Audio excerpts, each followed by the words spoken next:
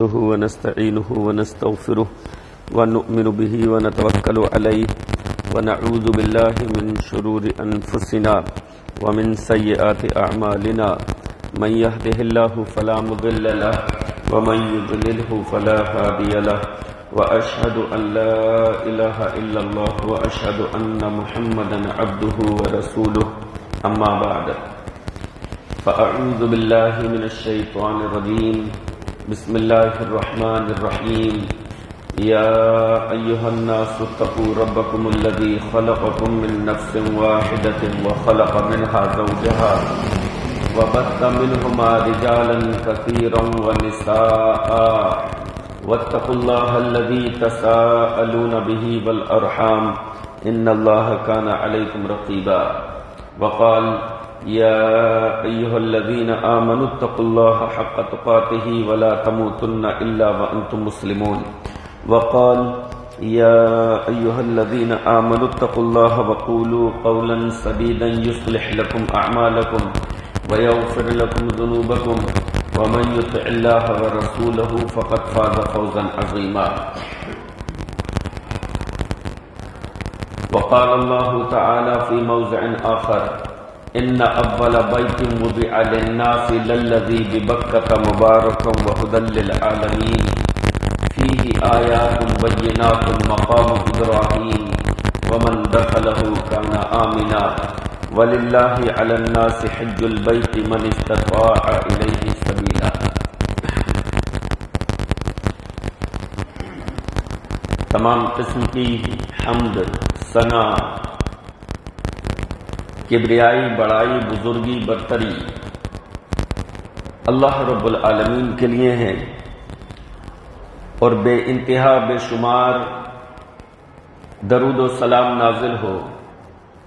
سیدنا و حبیبنا و مولانا جناب محمد الرسول اللہ صلی اللہ علیہ وسلم پر۔ اللہم صلی علی محمد وعلی آل محمد كما صليت على إبراهيم وعلى آل إبراهيم إنك حميد مجيد اللهم بارك على محمد وعلى آل محمد كما باركت على إبراهيم وعلى آل إبراهيم إنك حميد مجيد۔ محترم بھائیوں اور بہنوں، آج کے خطبے میں آپ کے سامنے مکہ المکرمہ کی فضیلت بیان کروں گا کہ مکہ کو کیا فضائل حاصل ہیں، دوسرے شہروں کی بنسبت اس کو کیا اہمیت حاصل ہے۔ مکہ اللہ رب العالمین کا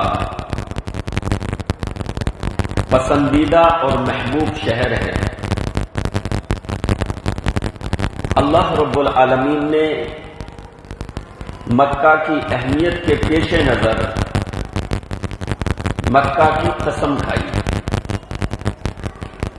اللہ تعالیٰ جب کسی چیز کی قسم کھاتا ہے تو اللہ اپنی بات میں وزن پیدا تو کر ہی رہا ہے، لیکن ساتھ ہی ساتھ اللہ جس چیز کی قسم کھا رہا ہے تو اس کی بھی اہمیت پتہ چلتی ہے۔ اللہ رب العالمین غیر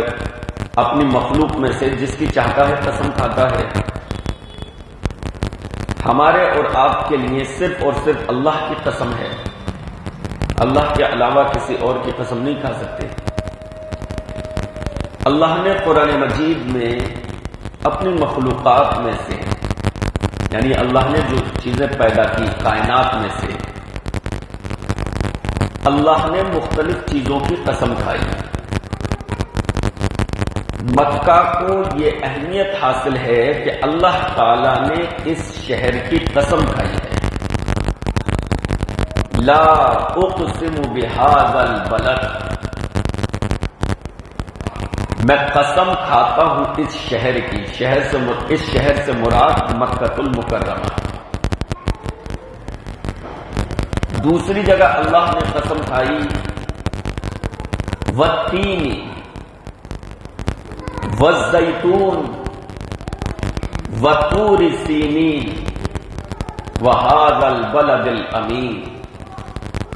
قسم ہے انجیر کی، قسم ہے زیتون کی،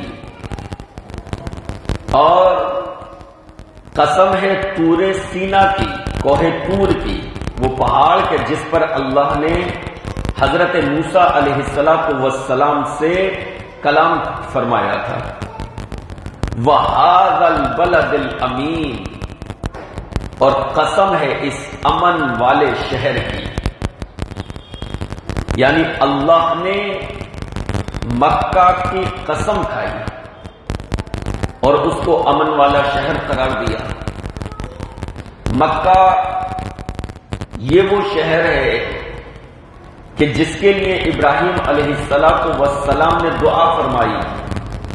وَإِذْ قَالَ إِبْرَاهِيمُ رَبِّ اجْعَلْ هَذَا الْبَلَدَ آمِنًا، حضرت ابراہیم علیہ السلام نے دعا فرمائی کہ اے میرے رب تو اس شہر کو امن والا بنا دے۔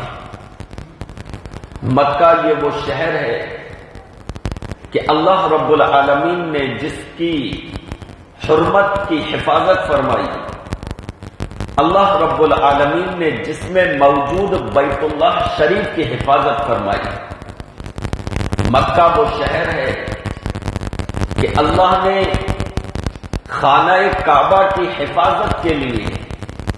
پرندوں سے کام لیا اور پوری دنیا کو یہ دکھا دیا کہ اللہ رب العالمین مکہ میں موجود اس بیت اللہ شریف کی حفاظت اللہ کو کس قدر مقصود ہے، اور اس کی حرمت، اس کی مرکزیت اللہ رب العالمین کو کس قدر عزیز ہے۔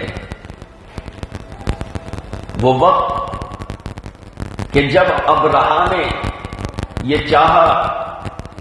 کہ وہ مکے کی مرکزیت کو ختم کر دے، اور جس طریقے سے لوگ مکہ کی طرف مائل ہیں اس طریقے سے لوگ صنعا شہر کی طرف مائل ہو جائیں۔ ابرہہ یہ یمن کا ایک گورنر تھا، یمن میں حبشہ والوں کی حکومت تھی، عیسائی حکومت، اور عیسائی حکومت نے ابرہہ کو گورنر بنا رکھا تھا یمن کا۔ تو ابرہہ نے یہ چاہا کہ جو فائدے، اس نے یہ چاہا کہ جو مرکزیت، جو اعزاز کعبے کو حاصل ہے وہ اعزاز ہمارے کلیسا کو حاصل ہو، اور کعبے کی وجہ سے اہل مکہ کو جو سیاسی اور مالی فوائد حاصل ہیں کہ لوگ وہاں پر حج کرنے کے لیے آتے ہیں، عمرہ کرنے کے لیے آتے ہیں، اور اس کو جو مرکزیت حاصل ہے وہ اس کلیسا کو حاصل ہو جائے کہ جس کو میں صنعا میں تعمیر کرواؤں۔ تو اس ارادے سے اس نے یمن میں صنعا شہر میں ایک کلیسا تعمیر کروایا۔ کلیسا ایسا تعمیر کروایا جو بظاہر عمارت کے اعتبار سے کعبے سے زیادہ عالیشان تھا۔ اس نے اس پر بہت زیادہ دولت خرچ کی، لیکن اسے نہیں معلوم تھا کہ کسی گھر کو مرکزیت یا اعزاز اس کے عالیشان ہونے کی وجہ سے نہیں ملتا، بلکہ اللہ رب العالمین جس شہر کو، جس گھر کو قبولیت عطا فرما دے، جس کو مرکزیت اور اعزاز عطا فرما دے، اس کو ملا کرتا ہے۔ اس نے عالیشان کلیسا تعمیر کروایا، لیکن اس کے باوجود لوگوں کے دل اس کی طرف مائل نہیں ہوئے۔ اس کے باوجود لوگوں میں اس کلیسا کی وہ محبت لوگوں کے دلوں میں پیدا نہیں ہوئی، بلکہ ہوا یوں کہ ایک شخص نے اس کلیسا میں گھس کر، عیسائی گرجا گھر میں گھس کر گندگی کر دی۔ تو ابرہہ کو موقع مل گیا اور وہ غیظ و غضب میں آ گیا، اور اس نے یہ ٹھان لیا کہ میں خانہ کعبہ کو ڈھا دوں گا، میں اس کو ختم کر دوں گا بالکل۔ لہذا ابرہہ نے 60,000 کا لشکر لیا،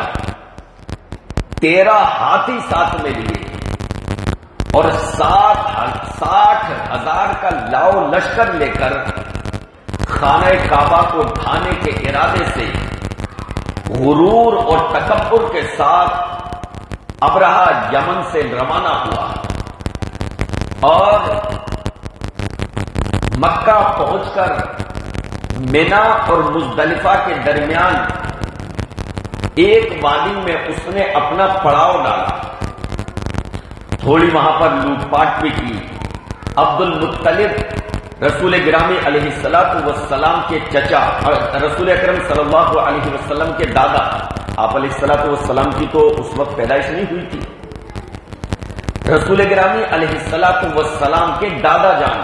عبد المطلب اس وقت خانہ کعبہ کے متولی تھے۔ تو ابرہہ نے ان کے 200 اونٹ بھی اپنی قید میں کر لیے اور ابرہہ نے وہیں سے یہ پیغام بھیجا، ابھی یہ مینا اور مزدلفہ کے درمیان پڑاؤ ڈالے ہوئے تھا، وہیں سے یہ پیغام بھیجا مکہ والوں کو کہ دیکھو میرا مقصد تم سے لڑائی کرنا نہیں ہے، میں تم سے جنگ کرنے کے ارادے سے نہیں آیا ہوں، بلکہ میرا مقصد صرف خانہ کعبہ کو ڈھانا ہے۔ اس نے یہ بات کہی تاکہ اس کا راستہ صاف کر دیا جائے اور اس کو خانہ کعبہ کو ڈھانے کی اجازت مل جائے اور اس کے درمیان میں کوئی رکاوٹ نہ ہو۔ تو اس نے یہ پیغام بھیجا کہ میرا مقصد تم سے جنگ کرنا نہیں ہے، اس لیے یہ لاؤ لشکر نہیں لے کر آیا، بلکہ میرا مقصد صرف خانہ کعبہ کو ڈھانا ہے، منہدم کرنا ہے، اور میں بات چیت کرنے کے لیے بھی تیار ہوں، میں گفتگو کرنے کے لیے بھی تیار ہوں، اگر گفتگو کرنا چاہو اس مسئلے پر تو میں گفتگو بھی کر سکتا ہوں۔ جب یہ پیغام پہنچا تو عبد المطلب جو کعبے کے اس وقت متولی تھے، وہ آئے اس کے پاس اور آ کر اس سے اپنے اونٹوں کے بارے میں بات چیت کی۔ ابرہہ نے کہا کہ تم صرف یہ چاہتے ہو؟ کہا بھائی میرے اونٹ تمہاری قید میں ہیں 200، میں یہ چاہتا ہوں میرے اونٹوں کو رہا کر دو، میرے حوالے کر دو، میں لے کر یہاں سے چلتا بنوں۔ ابرہہ کو بڑی حیرت ہوئی کہ میں یہ سمجھ رہا تھا یہ کعبے کے تعلق سے بات کرنے کے لیے آئیں گے، بیت اللہ کو بچانے کے لیے یہاں پر بات چیت کرنے کے لیے آئیں گے، لیکن انہوں نے صرف اپنے اونٹوں کے تعلق سے گفتگو کی۔ کہا بیت اللہ کے بارے میں کوئی بات چیت نہیں، کعبے کے بارے میں کوئی بات چیت نہیں۔ تو عبد المطلب نے کہا، جناب عبد المطلب نے کہا کہ میں اونٹوں کا مالک ہوں، یہ اونٹ میرے ہیں اور اس گھر کا بھی ایک مالک ہے، وہ اس کی حفاظت خود فرما لے گا، یقین دیکھیے۔ کہا میں اونٹوں کا مالک ہوں، لہذا میں اپنے اونٹ چاہتا ہوں اور اس گھر کا خانہ کعبہ کا بھی ایک مالک ہے، وہ اس کی حفاظت خود فرما لے گا۔ جب انہوں نے یہ کہا تو ابرہہ نے اونٹ حوالے کر دیے کہ یہ لیجئے اپنے اونٹ اور آپ جائیے۔ عبد المطلب چلے آئے۔ اس کے بعد ابرہہ نے ارادہ کیا کہ خانہ کعبہ کو پر لشکر کشی کرے اور اس کو منہدم کر دے۔ اس ارادے سے اس نے اپنے لشکر کو خانہ کعبہ کی طرف روانہ ہونے کا اشارہ دیا، لیکن خود ہاتھیوں کا یہ حال تھا کہ انہوں نے خانہ کعبہ کی سمت میں جانے سے انکار کر دیا۔ ان کو بھالے مارے گئے، ان کو ہنٹر مارے گئے تاکہ وہ اٹھ جائیں، لیکن سواریاں بیٹھ گئیں اور ہاتھی اٹھنے کے لیے تیار نہ ہوئے۔ جب انہیں کسی اور سمت کی طرف چلنے کے لیے اشارہ کیا جاتا، کسی اور طرف ہانکا جاتا تو وہ اٹھ کر چلنے لگتے، لیکن جب ان کا رخ خانہ کعبہ کی طرف کیا جاتا تو ہاتھی چلنے سے انکار کر دیتے اور وہیں پر اپنے قدم جما لیتے۔ یہ اللہ رب العالمین کا معجزہ ابرہہ وہاں زمین پر دیکھ رہا تھا، اور اللہ رب العالمین نے اتنے میں کچھ پرندوں کو بھیجا، پرندوں کے غول بھیجے جن کے منہ میں اور پنجوں میں کنکریاں تھیں، دو پنجوں میں کنکریاں اور چونچ میں کنکریاں تھیں، اور وہ اس کنکری کو انہوں نے اوپر سے لشکر پر پھینکا۔ وہ دیکھنے میں محض کنکری تھی، لیکن انہوں نے ایسی تباہی مچائی، ان پتھریلی کنکریوں سے اس کے لشکر میں ایسی تباہی مچی کہ افراتفری کا ماحول ہو گیا، اور جس پر لگی وہ ہلاک ہو گیا۔ لہذا اس افراتفری میں جتنے ان کنکریوں سے مرے وہ ہلاک ہوئے، اور جو بھاگے الٹے پاؤں ان میں بھی کتنے لوگ جو ہے ایک دوسرے پر چڑھ کر ہلاک ہوتے چلے گئے۔ ابرہہ نے جب یہ چیز دیکھی تو وہاں سے الٹے پاؤں بھاگا، لیکن یمن تک پہنچتے پہنچتے اس کو ایسی بیماری لاحق ہوئی کہ اس کا پورا جسم جو ہے نمک کی طرح گھل گیا، اور وہ یمن پہنچ کر صنعا پہنچ کر جو ہے ہلاک ہو گیا۔ تو دیکھیے اللہ رب العالمین نے مکۃ المکرمہ کی حرمت کو اور کعبے کی عظمت کو، کعبے کے اعزاز کو، کعبے کی مرکزیت کو اللہ رب العالمین نے کس طریقے سے اس کی حفاظت فرمائی، یہ مکہ اور بیت اللہ شریف کی فضیلت ہے۔ کعبہ، مکۃ المکرمہ، یہ وہ جگہ ہے کہ جہاں پر ابراہیم علیہ السلام نے اپنی آل اولاد کو بسایا۔ مکہ یہ وہ جگہ ہے کہ جہاں پر اللہ رب العالمین کا سب سے پہلا گھر بیت اللہ شریف تعمیر ہوا۔ روئے زمین پر سب سے پہلی مسجد جو ہے وہ کون سی ہے؟ بیت اللہ۔ اللہ رب العالمین نے قرآن مجید میں ارشاد فرمایا، ان اول بیت وضع للناس للذی ببکۃ مبارکا وہدی للعالمین فیہ آیات بینات مقام ابراہیم ومن دخلہ کان آمنا وللہ علی الناس حج البیت من استطاع الیہ سبیلا۔ اللہ تعالیٰ نے قرآن مجید کی اس آیت میں بیت اللہ شریف کی 6 فضیلتیں بیان فرمائی۔ اللہ تعالیٰ نے سب سے پہلی فضیلت یہ بیان فرمائی، ان اول بیت وضع للناس، روئے زمین پر سب سے پہلا گھر جو لوگوں کے لیے قائم ہوا اللہ رب العالمین کا، وہ کون سا ہے؟ وہی ہے جو مکہ میں ہے، یعنی کعبہ شریف، یعنی بیت اللہ شریف۔ تو روئے زمین پر سب سے پہلی مسجد کون سی ہے؟ بیت اللہ۔ اللہ کے نبی علیہ السلام سے پوچھا گیا، حضرت ابو ذر نے پوچھا، اے اللہ کے رسول صلی اللہ علیہ وسلم، روئے زمین پر سب سے پہلی مسجد کون سی تعمیر ہوئی ہے؟ تو آپ نے ارشاد فرمایا مسجد حرام، یعنی کعبہ۔ کہا اس کے بعد؟ تو آپ علیہ السلام نے فرمایا مسجد اقصی۔ پوچھا اے اللہ کے رسول صلی اللہ علیہ وسلم، ان دونوں کے درمیان کتنا فاصلہ رہا؟ مسجد اقصی اور بیت اللہ کی تعمیر میں کتنا فاصلہ؟ تو اللہ کے نبی علیہ السلام نے فرمایا 40 سال۔ تو اس روئے زمین پر سب سے پہلے جو مسجد تعمیر ہوئی ہے وہ کون سی ہے؟ مسجد حرام، بیت اللہ شریف، یہ سب سے پہلی تعمیر ہے اس روئے زمین پر۔ تو سب سے پہلی فضیلت یہ ہوئی کہ یہ پہلی تعمیر ہے، اور دوسری فضیلت یہ بتائی مبارکن، یہ کعبہ بابرکت ہے، اور تیسری فضیلت یہ بتائی ہدی للعالمین، یہ پوری دنیا والوں کے لیے جو ہے مرکز ہدایت ہے۔ بیت اللہ پوری دنیا والوں کے لیے مرکز ہدایت ہے، یہاں سے لوگوں کو ہدایت ملتی ہے۔ اور اللہ اکبر، اس کے مرکز ہدایت کے کیا کہنے، یہ وہ سرزمین ہے کہ جب پوری دنیا میں شرک تھا، کہ جب پوری دنیا میں غیر اللہ کی عبادت کی جا رہی تھی، تو اسی مرکز سے، اسی روئے زمین، اسی سرزمین سے اللہ رب العالمین نے توحید کی کرنوں کو اللہ رب العالمین نے منور فرمایا، اور یہیں سے جو ہے توحید کا صوت پھوٹا، اور یہیں سے جناب محمد الرسول اللہ صلی اللہ علیہ وسلم نے توحید کی آواز بلند کی، اور پھر وہ آواز، پھر وہ صدا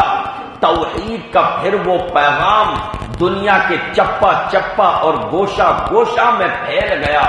اور ایک ایسا گروہ روئے زمین پر وجود میں آ گیا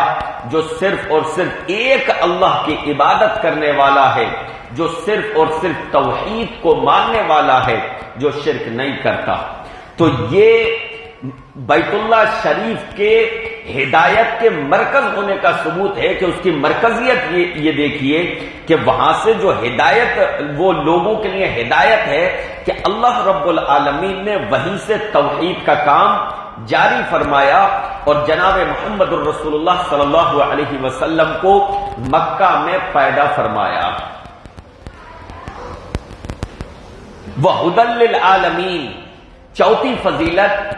فیہ آیات بینات مقام ابراہیم، اللہ نے اس آیت کریمہ میں چوتھی فضیلت یہ بیان فرمائی کہ اس میں اللہ کی بڑی بڑی نشانیاں ہیں، جیسے آب زمزم یہ بھی اللہ رب العالمین کی نشانی ہے، یہ بھی اللہ کی نشانی ہے کہ اللہ رب العالمین نے کس طریقے سے ایسی زمین پر کہ جہاں پر کوئی کھیتی نہیں تھی، کوئی پانی کا چشمہ نہیں تھا، کوئی پانی کا کنواں نہیں تھا، جہاں پر کوئی آبادی نہیں تھی، اللہ رب العالمین نے کس طریقے سے حضرت اسماعیل کے لیے وہاں پر آب زمزم کا چشمہ جاری فرما دیا۔ فیہ آیات بینات مقام ابراہیم، اس میں جو ہیں بڑی بڑی اللہ رب العالمین کی نشانیاں ہیں، جس میں مقام ابراہیم بھی ہے۔ مقام ابراہیم بھی اللہ رب العالمین کی ایک نشانی ہے، یعنی وہ مقام کہ جہاں پر کھڑے ہو کر حضرت ابراہیم علیہ السلام نے بیت اللہ شریف کی تعمیر کی، بلکہ وہ کھڑے ہونے کی جگہ جو ہے اس کو باقاعدہ جنت سے لایا گیا، اور اس پر کھڑے ہو کر ابراہیم علیہ السلام نے خانہ کعبہ کی تعمیر کی۔ پانچویں فضیلت اس آیت میں اللہ نے یہ واضح فرمائی، وَمَن دَخَلَهُ كَانَ آمِنًا، جو اس میں داخل ہو گیا وہ امن والا ہو جاتا ہے، یعنی یہاں پر وہ آ گیا تو اب یہاں پر اس کو قتل نہیں کیا جائے گا، یہاں پر جو آ گیا وہ امن و امان والا ہو گیا۔ اور چھٹی فضیلت اللہ نے قرآن مجید کی اس آیت میں یہ واضح فرمائی، وَلِلَّهِ عَلَى النَّاسِ حِجُّ الْبَيْتِ مَنِ اسْتَطَاعَ إِلَيْهِ سَبِيلًا، کہ جو بیت اللہ تک پہنچنے کی طاقت رکھتا ہو اس پر اللہ کا حج ہے، بیت اللہ کا، اللہ نے حج کی نسبت بیت اللہ کی طرف کی، اس پر اللہ کے لیے حج کرنا ہے جو وہاں تک پہنچنے کی طاقت رکھے۔ یہ اعزاز کسی اور مقام کو حاصل نہیں ہے کہ اگر آپ فلاں مسجد تک پہنچنے کی طاقت رکھیں تو پھر وہاں جانا ضروری ہو، وہاں جا کر عبادت کرنا ضروری ہو، یہ اعزاز کسی اور مقام کو حاصل نہیں ہے۔ دنیا کی کسی مسجد کو یہ اعزاز، دنیا کے کسی خطے کو، کسی گھر کو یہ اعزاز حاصل نہیں ہے کہ وہاں تک پہنچنے کی اگر استطاعت ہو تو زندگی میں ایک مرتبہ وہاں پہنچنا، حج کرنا ضروری ہو جاتا ہے۔ یہ اعزاز صرف بیت اللہ شریف کو حاصل ہے کہ جس کے اندر استطاعت ہو کہ وہ وہاں پہنچ سکتا ہے تو اس پر حج فرض ہو گیا زندگی میں ایک مرتبہ۔ تو اللہ رب العالمین نے قرآن مجید کی ایک ہی آیت میں بیت اللہ شریف کی 6 فضیلتیں اللہ رب العالمین نے واضح فرمائی۔ اسی وجہ سے مکہ جناب محمد الرسول اللہ صلی اللہ علیہ وسلم کو اس مکہ سے اس قدر محبت تھی کہ جب ظالموں نے جناب محمد الرسول اللہ صلی اللہ علیہ وسلم کو مکہ چھوڑنے پر مجبور کر دیا تو پیارے نبی علیہ الصلوۃ والسلام نے مکہ کو مخاطب کر کے فرمایا، اپنے وطن عزیز کو چھوڑتے وقت یہ فرمایا اس کو مخاطب کر کے کہ اے مکہ، بے شک تو اللہ کی سب سے پسند سب سے بہترین جگہ ہے، واللہ انکی لخیر ارض اللہ، بے شک تو روئے زمین کی سب سے بہترین سرزمین ہے، وَأَحَبُّ أَرْضِ اللَّهِ إِلَى اللَّهِ، اور اللہ کی زمین میں اللہ کو سب سے زیادہ محبوب ہے، اور اگر میری قوم مجھے نہ نکالتی ما خرجتو، تو میں یہاں سے کبھی نہ جاتا، اے مکہ میں تجھے کبھی چھوڑ کر نہ جاتا۔ عبداللہ ابن عباس رضی اللہ عنہما نے الفاظ نقل کیے، پیارے نبی علیہ الصلوۃ والسلام نے جب مکہ کو چھوڑا اور ظالموں نے چھوڑنے پر مجبور کر دیا، آپ اندازہ لگائیں نبی اپنے وطن عزیز کو چھوڑتے ہوئے کس قدر جذباتی ہو گئے، نبی مکہ کو چھوڑتے ہوئے کس قدر جذباتی ہو گئے۔ حضرت عبداللہ بن عباس نے یہ الفاظ نقل کیے کہ اللہ کے نبی علیہ الصلوۃ والسلام نے جب مکہ کو چھوڑنے لگے تو پیارے نبی نے مکہ کو مخاطب کر کے کہا، اے مکہ تو کس قدر پیارا شہر ہے، اے مکہ تو کس قدر اچھا شہر ہے، اور مجھ کو کس قدر عزیز ہے، مجھ کو کس قدر پیارا ہے، اگر یہ میری قوم والے مجبور نہ کرتے کہ میں تجھ کو چھوڑوں تو قسم ہے اللہ کی، اے مکہ میں تیرے علاوہ کہیں اور رہائش کرنا قبول نہیں کرتا۔ اے مکہ تو کس قدر پیارا ہے، اے مکہ تو کس قدر محبوب ہے مجھے، کس قدر اچھا ہے تو، اور اگر میری قوم والے مجبور نہ کرتے تو میں تجھے کبھی نہ چھوڑتا۔ پیارے نبی علیہ الصلوۃ والسلام مکے کو چھوڑتے ہوئے انتہائی جذباتی ہو گئے، لیکن ظالموں نے مجبور کر دیا تھا آپ علیہ الصلوۃ والسلام کو ہجرت کرنے پر۔ تو میرے بھائیوں، یہ مکہ مکرمہ کے فضیلت ہے یہ بھی کہ اللہ کے نبی علیہ الصلوۃ والسلام کو بھی یہ شہر بہت زیادہ محبوب تھا، اس سے محبت تھی۔ مکہ کی حرمت کا مطلب یہ ہے کہ اللہ رب العالمین نے مکہ میں قتال کرنے کو، جنگ کرنے کو حرام قرار دیا ہے۔ اللہ کے نبی علیہ الصلوۃ والسلام نے فرمایا کہ جب سے مکہ کی حرمت اس وقت سے قائم ہے کہ جب سے اللہ رب العالمین نے زمین و آسمان کو پیدا فرمایا، یعنی اللہ نے جب سے زمین و آسمان کو پیدا فرمایا تب سے اللہ رب العالمین کی طرف سے یہ پابندی ہے کہ مکہ میں قتال نہیں کیا جائے گا، مکہ میں جنگ نہیں کی جائے گی، اور مکہ میں شکار نہیں کیا جائے گا۔ یہ تمام پابندیاں جو حرمت کے دائرے میں آتی ہیں، اللہ کے نبی علیہ الصلوۃ والسلام نے فرمایا کہ جب سے زمین و آسمان اللہ نے پیدا فرمایا تب سے اس کی حرمت قائم ہے، اور میرے علاوہ کہ مجھ سے پہلے کسی کو اس شہر میں قتال کی اجازت نہیں ملی۔ اللہ کے نبی علیہ الصلوۃ والسلام کو تھوڑی دیر کے لیے اجازت ملی تھی کیونکہ ظالموں سے وہاں پر لڑنا تھا، ان سے قتال وہاں پر ضروری ہو گیا تھا۔ تو فرماتے ہیں اللہ کے نبی علیہ الصلوۃ والسلام کہ مجھ سے پہلے یہاں پر کسی کو قتال کی اجازت نہیں ملی، اور مجھے بھی دن کی کچھ گھڑی، دن کی تھوڑی سی گھڑی کے لیے اجازت ملی تھی، اور اس کے بعد اب پھر یہ مکہ اللہ کی حرمت کے ساتھ قیامت تک کے لیے محترم ہو گیا ہے۔ یعنی اس کی وہ حرمت جو پہلے تھی، یعنی میرے لیے بھی دن کے ذرا سے حصے میں یہ اجازت ملی تھی، اور اس کے بعد وہ حرمت جو اللہ نے اس کی قائم فرمائی ہے، وہ حرمت جو اللہ نے اس کی قائم فرمائی ہے، وہ حرمت قیامت تک کے لیے پھر سے قائم ہو گئی۔ لہذا اب اس میں نہ تو کوئی کانٹا کاٹا جائے، مکہ میں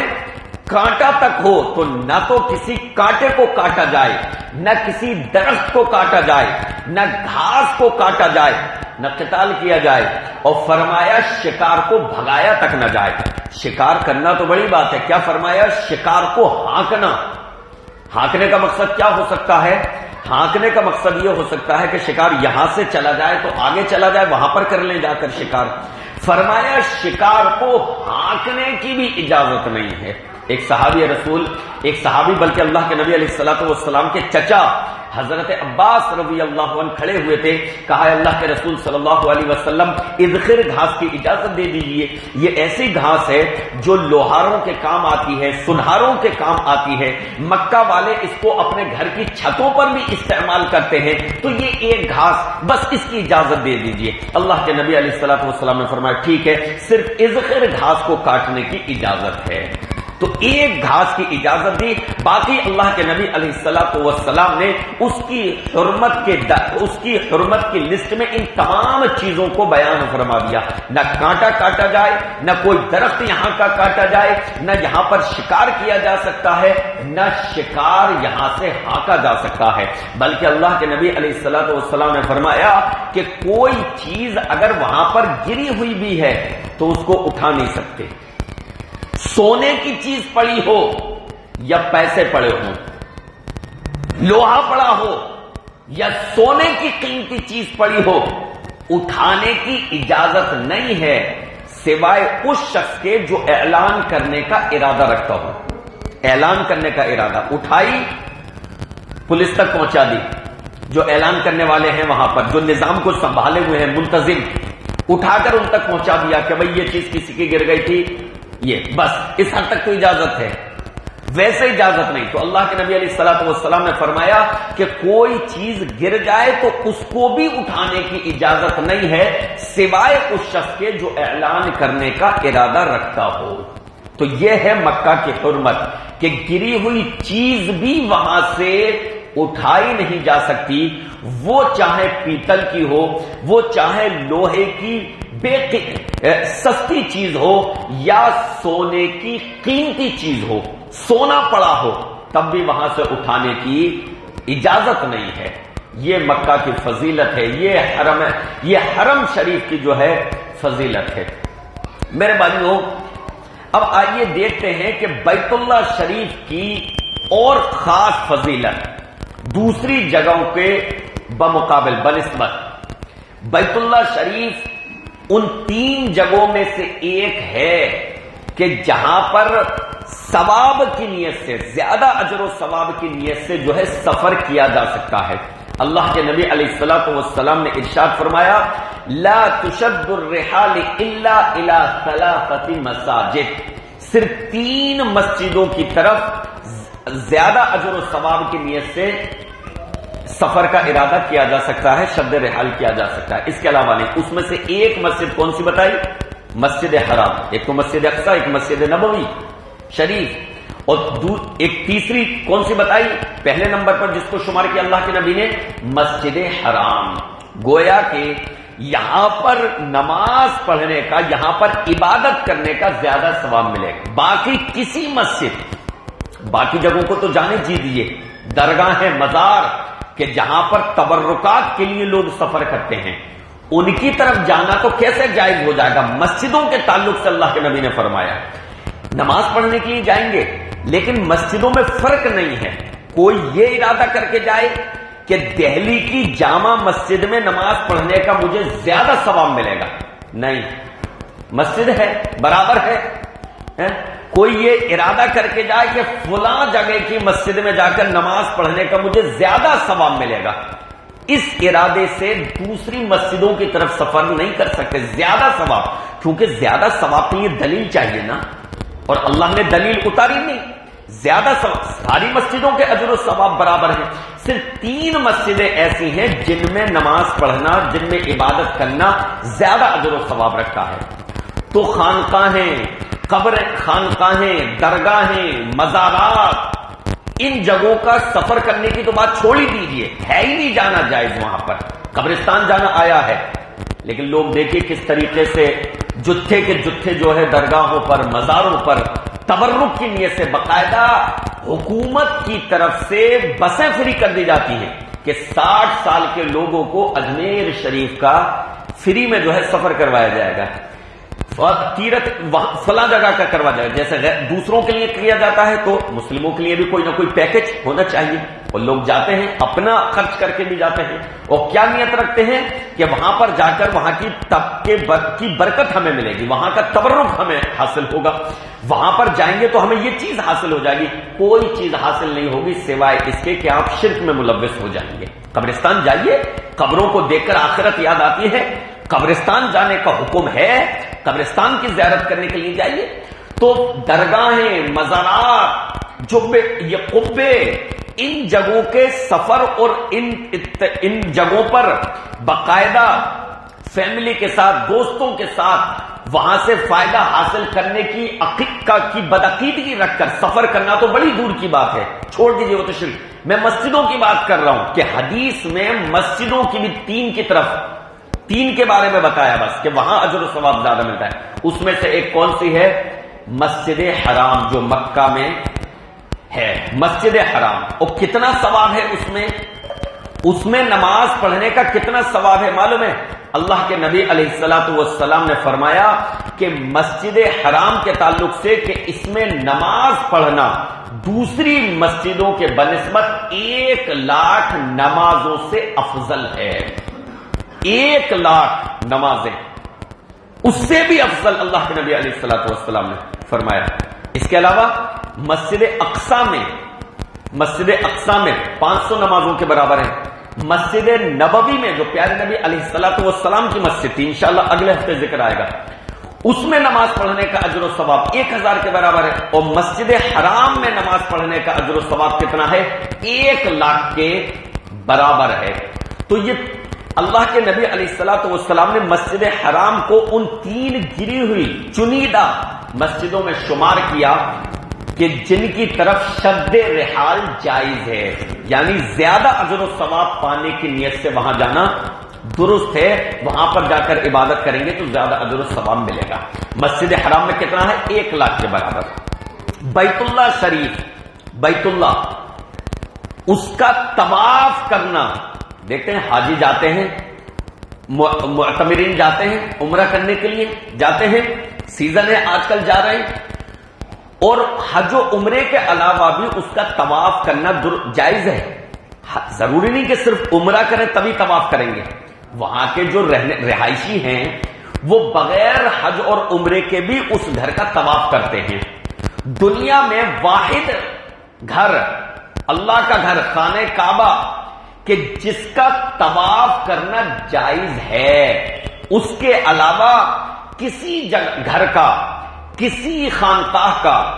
طواف کرنا جائز اور درست نہیں ہے۔ لوگ تو قبروں کے بھی طواف کرتے ہیں، ڈھانچہ ایسا بنا رکھا ہے، نظام ایسا بنا رکھا ہوگا کہ آپ مزار پر جائیے تو سسٹم ایسا بنا رکھا ہوگا کہ آپ قبر کا طواف کر لیں، بلکہ اس ایریے میں، خاص قبر والی جگہ میں اس طرح کا سسٹم بنا رکھا ہے کہ اس دروازے سے داخل ہوئیے یوں، اور یوں دیکھتے ہوئے اس کا قبر کا طواف کرتے ہوئے یوں اس دروازے سے نکل جائیے، دوسرے سے ادھر سے داخل ہوئیے، دوسرے سے، یعنی پوری قبر کا طواف کرنا ہے۔ اور لوگ باقاعدہ اپنا ارادہ کر کر قبروں کا طواف کرتے ہیں، اور یہ امید رکھتے ہیں، یہ بدعقیدگی رکھتے ہیں، یہ سمجھتے ہیں کہ اس طریقے سے قبر کا طواف کر کے قبر والے کی مہربانی ہم پر ہو جائے گی، قبر والے کی کرپا ہم پر ہو جائے گی، ہم بیمار نہیں ہوں گے، ہمارا کاروبار اچھا چل جائے گا، ہمارے بچے بیمار نہیں ہوں گے، ہمارے گھر والوں پہ پریشانی اور مصیبت نہیں آئے گی۔ یہ تمام شرکیہ کام وہ قبر کے ساتھ کرتے ہیں۔ اللہ نے اس کی اجازت دی ہے، پیارے نبی علیہ الصلوۃ والسلام نے اس کی اجازت دی ہے۔ اگر قبروں کا طواف ہوتا، اگر قبروں کو پکا بنانا ہوتا تو اللہ کے نبی علیہ الصلوۃ والسلام کی قبر جہاں پر ہے ان کے پاس سونے چاندی کی کمی نہیں ہے، وہ سونے چاندی سے اسے بنا دیتے۔ بقی قبرستان جہاں پر صحابہ کی قبریں ہیں ان قبروں کو وہ سونے چاندی کا بنا دیتے، لیکن دیکھیے سب کچی ہیں، لیکن لوگ قبروں کا طواف کرتے ہیں۔ میرے بھائیوں، بیت اللہ شریف کے علاوہ کہیں کا طواف کرنا جائز اور درست نہیں ہے، صرف بیت اللہ اس کو یہ اعزاز حاصل ہے، اس کو صرف یہ فضیلت حاصل ہے کہ اس کا طواف کرتے ہیں تو اس پر بھی اجر و ثواب ملتا ہے۔ تو حج کرنے جب لوگ جاتے ہیں تب بیت اللہ کا طواف کرتے ہیں، اسی میں حجر اسود نصب ہے۔ عمرہ کرنے والے جب عمرہ کرنے جاتے ہیں تب بھی طواف کرتے ہیں، اور وہاں کے آس پاس کے جو لوگ ہیں وہ حج عمرہ روزانہ تو نہیں کریں گے نا عمرہ، تو حج عمرہ نہ بھی کریں تب بھی وہ کعبے کا کئی مرتبہ طواف کرتے ہیں، اور وہ بھی اجر و ثواب کا کام ہے۔ صرف طواف یہ بھی اجر و ثواب کا کام ہے۔ تو بیت اللہ شریف یہ واحد اللہ کا ایسا گھر ہے، اللہ کے گھر تو اور بھی ہے نا، ہر مسجد کو اللہ کا گھر کہا جاتا ہے، ہر مسجد اللہ کا گھر ہے، لیکن صرف بیت اللہ کو یہ اعزاز حاصل ہے کہ اللہ نے اس کے طواف کا حکم دیا ہے اور اس کے طواف پر اجر و ثواب ملتا ہے، بلکہ اس کے طواف پر گناہ معاف ہوتے ہیں۔ اللہ کے نبی علیہ السلام نے ارشاد فرمایا، آدمی جب بیت اللہ شریف کا طواف کرتا ہے، جب بھی وہ قدم اٹھاتا ہے، تو جب وہ بیت اللہ شریف کا طواف کرتا ہے، کتب لہ عشر حسنات وحط عنہ عشر سیئات ورفع لہ عشر درجات۔ فرمایا اس کے لیے 10 نیکیاں لکھ دی جاتی ہیں، اس کے 10 خطاؤں کو مٹا دیا جاتا ہے، اور اس کے 10 درجات بلند کر دیے جاتے ہیں۔ تو یہ اعزاز کسے حاصل ہے؟ صرف اور صرف بیت اللہ شریف کو۔ بیت اللہ کے علاوہ نہ تو کسی مسجد کا طواف کرنا جائز ہے، نہ کسی درگاہ کا طواف کرنا جائز ہے، نہ کسی مزار کا، نہ کسی قبر کا، کسی پیر فقیر ولی کسی کی بھی قبر ہو، کسی کا طواف کرنا جائز نہیں ہے۔ یہ اعزاز صرف اور صرف حاصل ہے بیت اللہ شریف کو کہ اس کا طواف کرتے ہیں تو اللہ رب العالمین اس پر بھی اجر و ثواب عطا فرماتا ہے، گناہوں کو